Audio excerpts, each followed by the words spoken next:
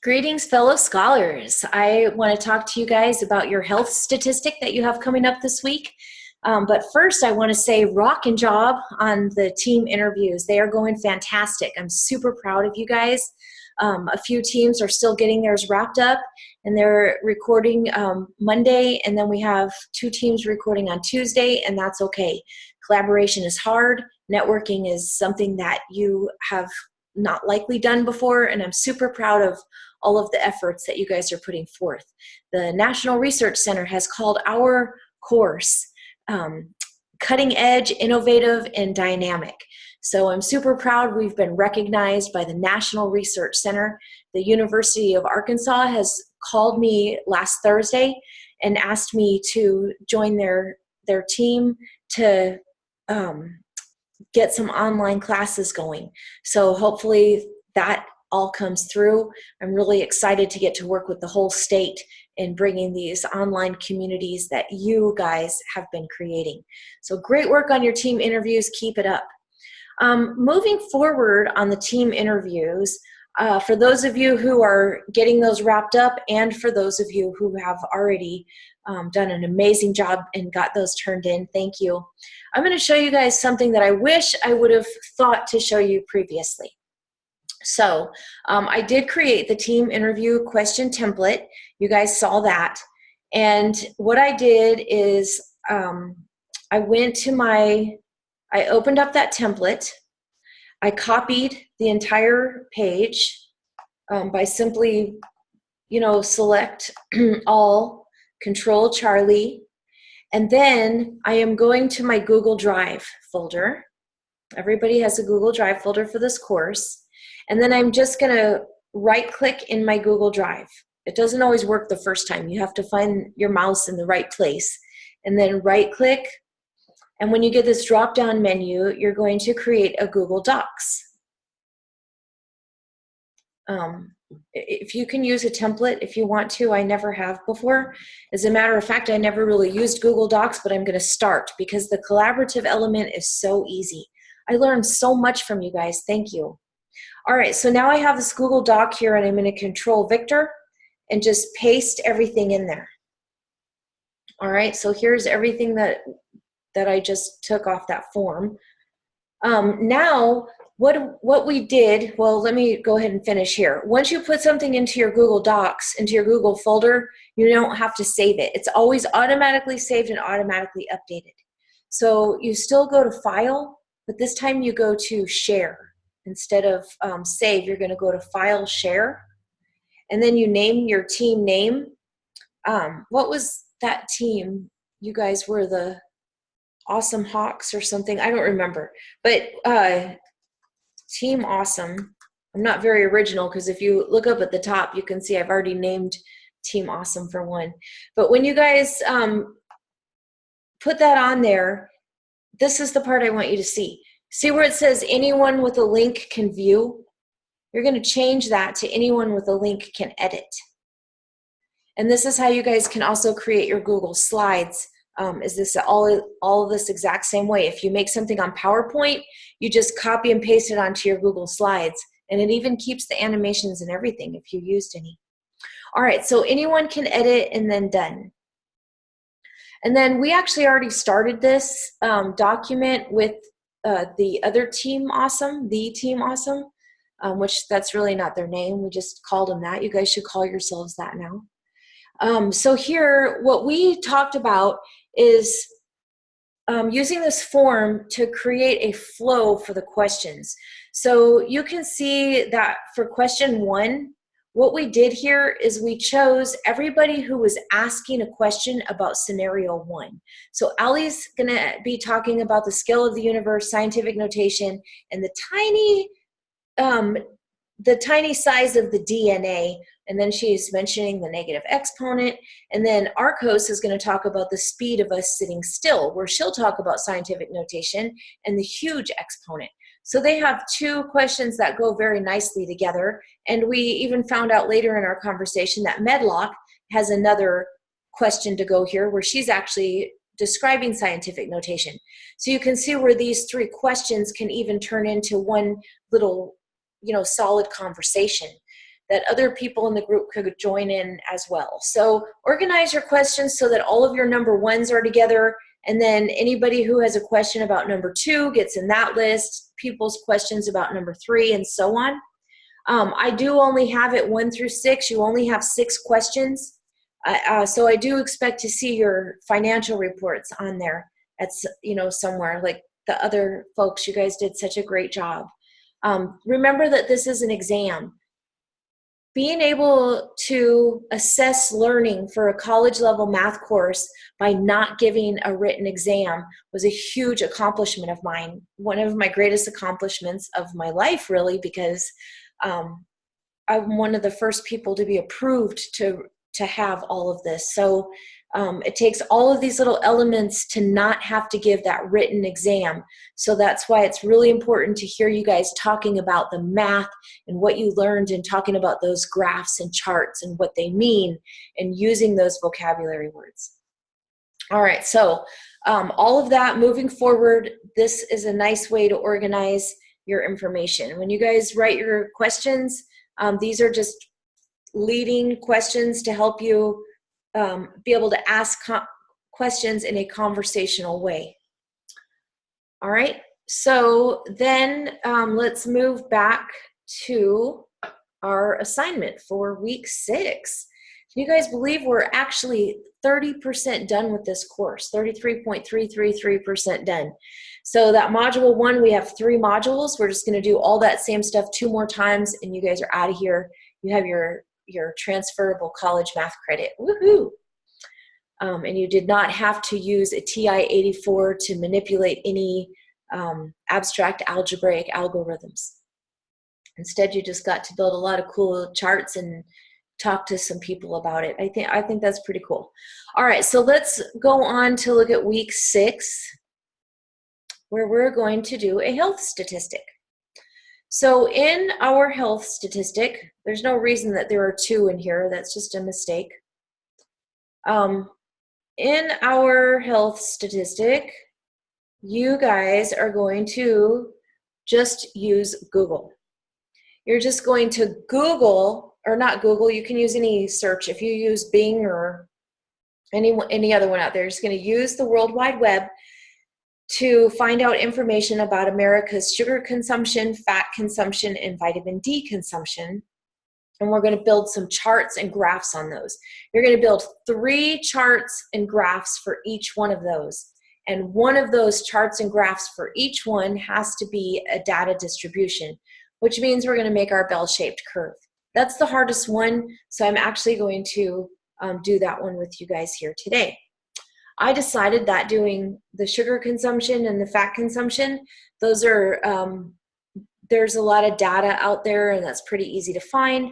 So I'm going to go ahead and do the vitamin D consumption with you guys.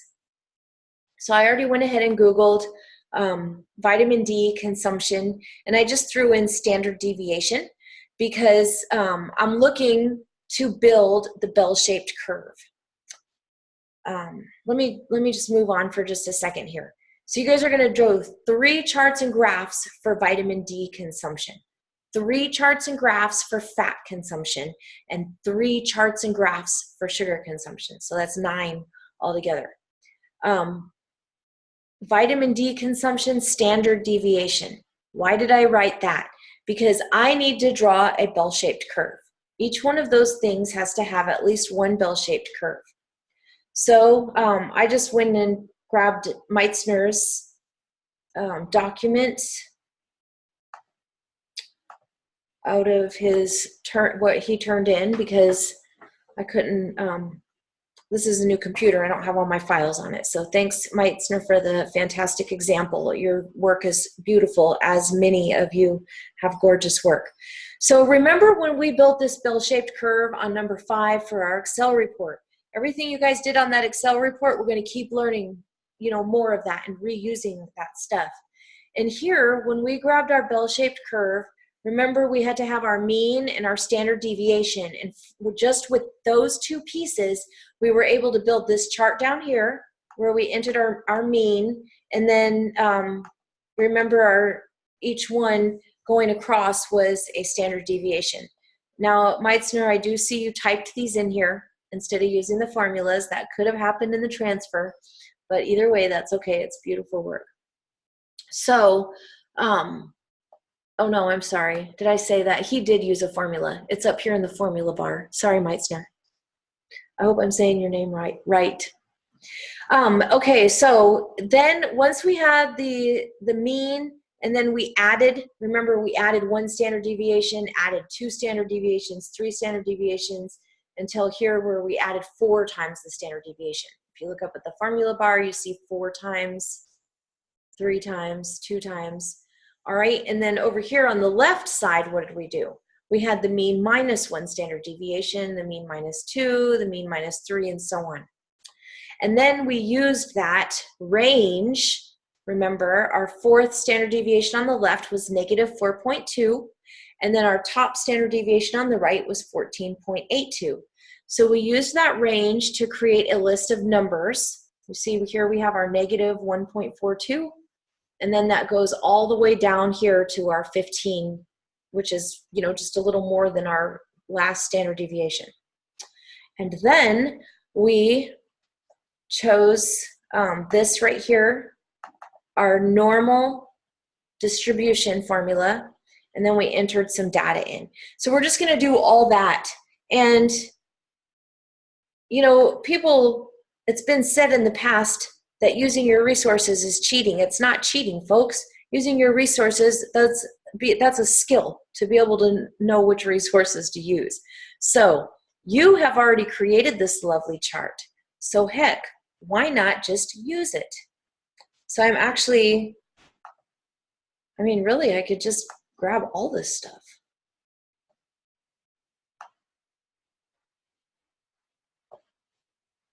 I'm just going to copy all of Meitzner's work here.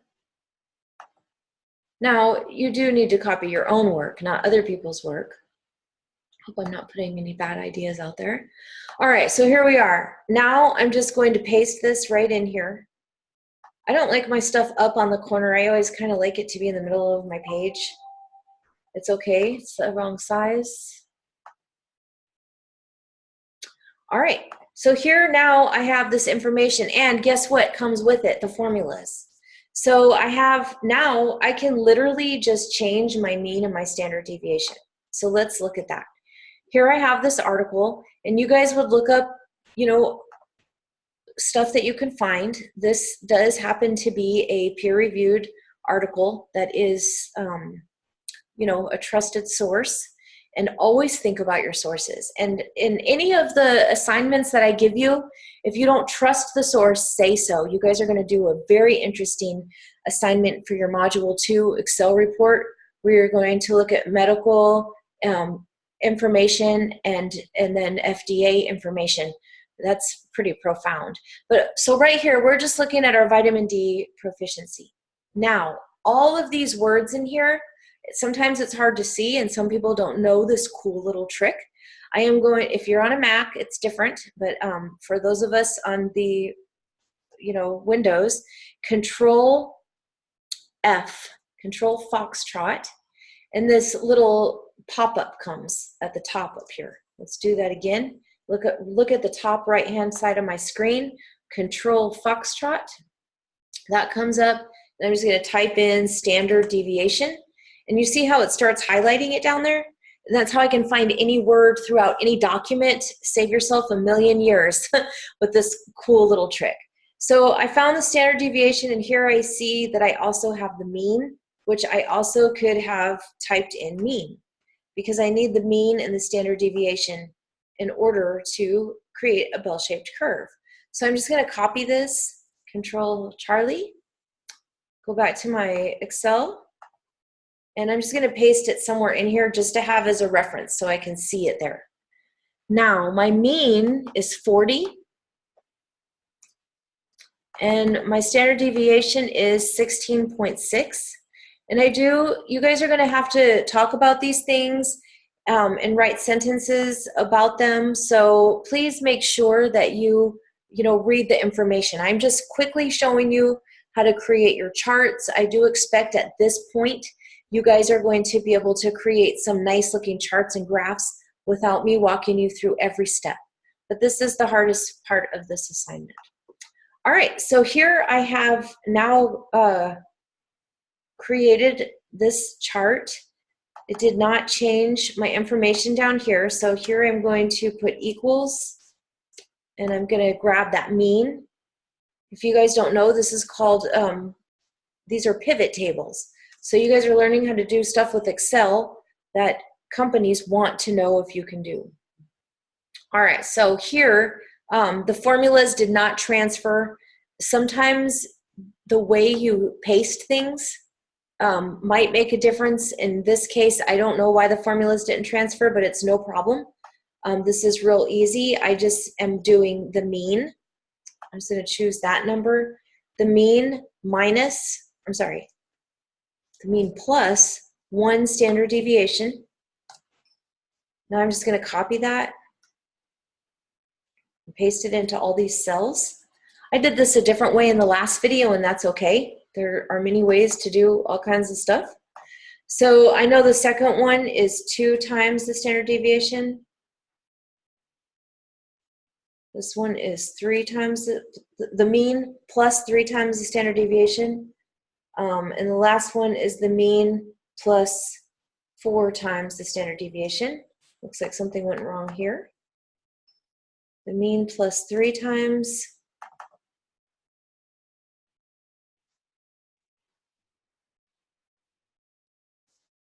Okay, what is happening here? This is my mean. Somehow my mean was getting changed. I'm going to pause the video for just a second and figure out what's going on here. Okay, I see what's happening. I am just going to go ahead and do this the way I did it before. I am going to lock in my mean and my standard deviation. So I'm going to lock those cells, which just means they are not going to move. They're going to stay the same. And that's the problem, is it's trying to move where they are. All right, so now I can actually just copy this all the way over here. Now I can go in and change it to 2 times. There are other ways to do what I just did, you guys. The way I just did it is the same way I did in the last video. And then this was 4 times. All right, so here I had 4 times the standard the mean plus 4 times the standard deviation, the mean plus 3 times. And I'm just checking my work as I go back here. All right, very good. Now I am going to copy this and paste it over here. I'm actually going to copy this one too and paste it over here. And I'm just pasting it in each one. So now here I have the mean minus 1 standard deviation. Here I have the mean minus 2 times the standard deviation. This is minus 3 and minus 4. All right, so now you can see I have from negative 26.4 all the way to 106.4. And also this says number of sleep. This is not number of sleep. This is 25 OH, which stands for a big word that I don't know how to pronounce. It's an abbreviation. I can pronounce half of it, but I can't remember what it is. OHD, it's a test they run. How much of the vitamin D is in your blood. And this was NG/mg. All right, now, and I guess I should check that before I put it on a video.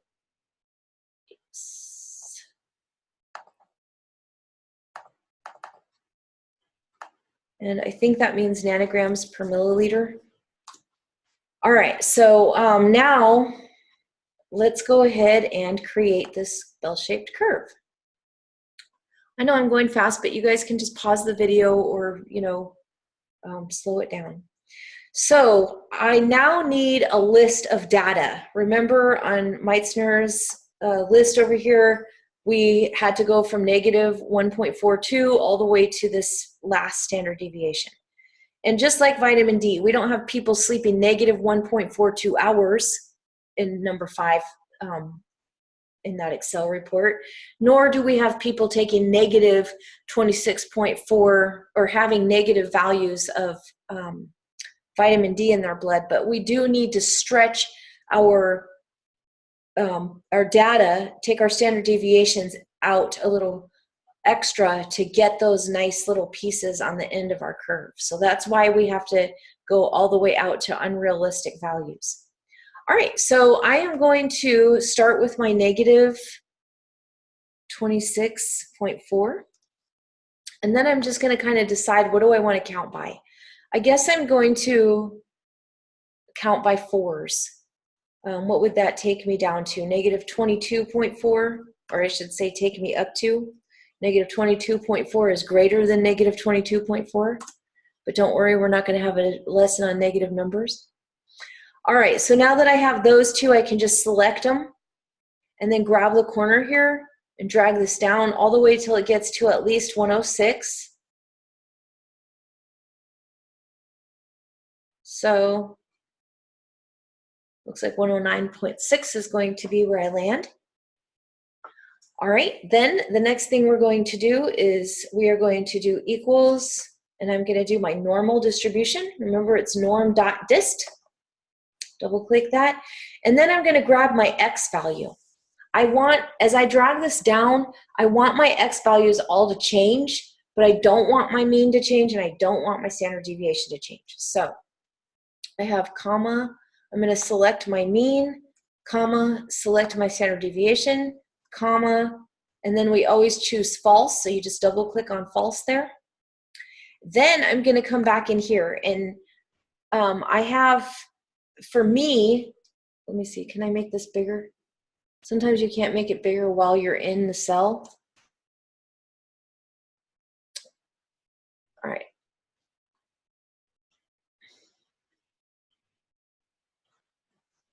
All right, so right here, I had my X value, which was Tango 14, and then I had my mean, which was at Juliet 15, and my standard deviation was at Juliet 16. And you know, I have actually had quite a few of text messages of people saying their numbers were different than mine, and then I look at their charts and they send me a picture and their numbers are the same, but what they meant were these numbers, the Tango 14, Juliet 15, Juliet 16. And guys, these numbers are going to be different all over the place. You don't have to, your Excel report does not have to be exactly identical to mine. And these numbers could be anywhere on your document, and they are just like addresses. So these don't have to be the same. If you're once you hit enter and it's the same as mine, that's when it matters. All right, so we wanted our X value to change, but we don't want our standard deviation to change. So I'm going to lock that in with a $sign on each side of the letter part of the address. And that just means now that's not going to move. And then I hit enter. All right, so now I am just going to select that cell, get my cursor to the bottom right-hand corner and double click, and it will add data all the way down to where I needed it to be, to that 106. All right, so now I am going to select all this data. And also I realized that I do have to actually select all the data all at once. I tried to do it some other ways, but it didn't work. So it just worked best for me to click in the first cell, hold down my mouse on the left, and just select all this. And then go to insert a scatter plot with smooth lines. And voila, we have our beautiful bell-shaped curve that shows a mean of 40 and a standard deviation of 16.6. And you guys are asked to talk about your z-scores on these. Another piece that you can copy so you don't have to recreate, because I know it was time consuming, are these rectangles here. Some of you didn't really understand what the rectangles meant. And I know it was a new concept. So I'm going to copy those rectangles and paste them over here.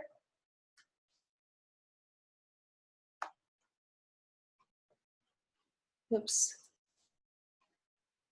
Oh, darn. I'm going to paste them again. I only did that because I had unselected them. Oh.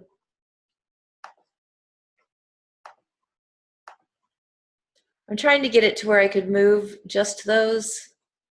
I'm going to press my control key and see if I can unselect the graph. Nope, it didn't work. That's okay.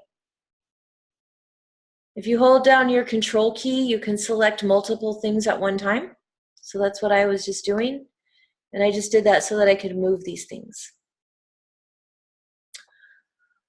All right, so, you know, when we talk about the bell-shaped curve, the thing that I'm supposed to have you guys learning is how to calculate probability. So when you guys look at this, if your z-score is within the first standard deviation, a z-score is anywhere, like you see where I'm moving this line back and forth on this blue rectangle? This is the first standard deviation from the mean to 1, from the mean to -1. This goes from -1 to -2. And z-scores are the numbers in between there. A z-score is just like, this is the -1 standard deviation. If you have, let's not say you have 10 units, I'm just going to call them units of vitamin D because I don't want you to be deficient. Let's say that you're high in vitamin D, doing great, and you have, let's say you have 70 units of vitamin D when you took this test. So what is your z-score? Well, this is the first standard deviation. I know the first standard deviation is 56.6, so you know it's close to 60. So this is the, and I could probably make this graph better if I actually like made it wider here. Could probably get a more realistic measure of our z-score. Looks pretty good. All right, so if I have 70, my z-score, this is 1 and this is 2. So my z-score is about 1.5. Okay, so that's what a z-score is. If, let's say I have 50 units, my z-score is about 0.5. You see that? If I have 60 units, well, then my z-score is about 1.02 because that's just above the first standard deviation. So the z-score, when we talked about that in the sleep one in number 5, I heard on a lot of videos, people would say, like, I get 9 hours of sleep, my z-score is 9. That's not the case. If you get 9 hours of sleep, that's between 1 and 2. So your z-score would probably be like, you know, like 1.3 or 1.4. All right, so the z-score is the number between the standard deviation where you fit in to the chart. And, you know, most of us are not going to know what our, how many units of vitamin D we have. I know I could find mine if I went on to my website that where, you know, I have to go for my insurance and everything. It has all my data, and that would have been cool to have that ready to show you, but I don't. And I don't even know my password to get on there. So I wish I would have thought of it before right this second. But anyway, you guys can look at your information for your vitamin D and find your z-score. If you have no earthly idea how many units of vitamin D are in your blood, well, then you're normal because most of us don't know that, although we should know that. And then just say what you wish your z-score is or what you think your z-score is. So talk about it that way. Now, what about the other charts that you're required to build? You have to have 3 charts for each. And you guys, you can look over here at Meitzner's Excel report, you see how he has all his in different sheets? I didn't really know about sheets on Excel until the end of last semester, but from now on, I'm going to require all of the Excel reports, everything to be, every scenario on its very own sheet, just like Meitzner did. You see, there's his number 2, his number 3, and you see how much neater it is like this? So we're all going to start using sheets now instead of trying to build that big long thing, and that will really cut back on little errors that occur. All right, so let's just have a quick look at what else is expected here. I'm just going to open up sheet 2, and the next thing on your document is choose a few statistical reports on vitamin D consumption and recreate at least 3 tables and at least 3 different graphs, with at least one being a distribution curve. All right, so we've already done our distribution curve, and our table for our distribution curve is this. These are all, this actually has 3 tables and a distribution curve. So you can't really make a graph and chart without making a table, so don't put too much thought into that. Let's have a look. I'm not going to build another chart, but I want you guys to see that I would just go to Google and just type in, oh, here we are. I just type in vitamin D consumption bar chart. And then you guys are just simply find a bar chart that talks about vitamin D consumption, something you understand that makes sense to you, and then recreate that bar chart in your Excel. You can do pie graphs, bar charts, all kinds of different things that you can recreate.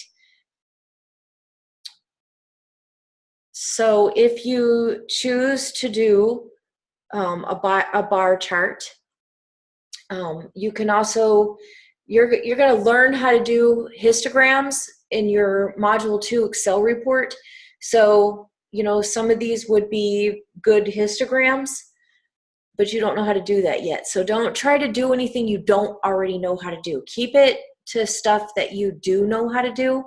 On this one, you guys would, I don't want to create too much for you because I really want you guys to do this on your own. I want you to learn how to use the internet as a tool to do research on things that matter in your life, and then how to be able to read that data, and even how to be able to recalculate it is, you know, really, really good. So to recreate this bar chart, you guys would simply create your Y and your X.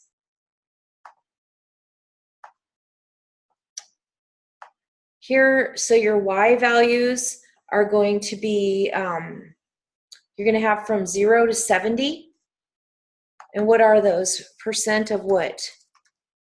Percent of, you guys can read that. I'm just going to keep moving on here. I'm trying not to make the video too long. You have your percents, and then here you have your years. And you guys are going to create a bar chart if this is one that works out for you. You guys will also create, you can do pie charts. So you can actually Google vitamin D statistics bar charts. If you find a chart that you really want to create and you don't know how, then you can Google it. Mr. Excel is how I learned how to do everything that I teach you. I had no idea how to use Excel when I started teaching this class. I know I always say that, but it's true. I just learned all this stuff from Googling. So you guys can also Google. All right, so here, you know, here's a real easy bar chart that you guys can do, all kinds of them, and pie charts. So find some charts that you can build and build those along with at least one distribution curve for each set of data. And when I say each set of data, I'm talking about a set of data for vitamin D, fat, and sugar. And then of course, you guys know, I think by now it's probably a natural thing to write 5 sentences for each thing you do. So for this particular assignment, you'll write 15 sentences. That's 5 sentences for each one for sugar, 5 sentences for fat, 5 sentences for vitamin D. Keep all your work neat and nice. There's no video for this one. You guys will include this data in your team presentation 5 weeks from now. So when module 2 is over, you'll include some of this in your team interview. All right, you guys, I think that is, if there were other things I wanted to say, I'm surely going to think of them as soon as I sign off here and start rendering this video. But until then, I'm really looking forward to watching all of the team presentations. This is an exciting time, watching you guys collaborate and grow and talk about math together. So have a super fabulous week, and I'll be seeing you guys soon. I'm working on your video for your Excel report, and I'll be getting that out to you as soon as I can. All right, you guys, until I see you again, keep being amazing. You rock. We rock.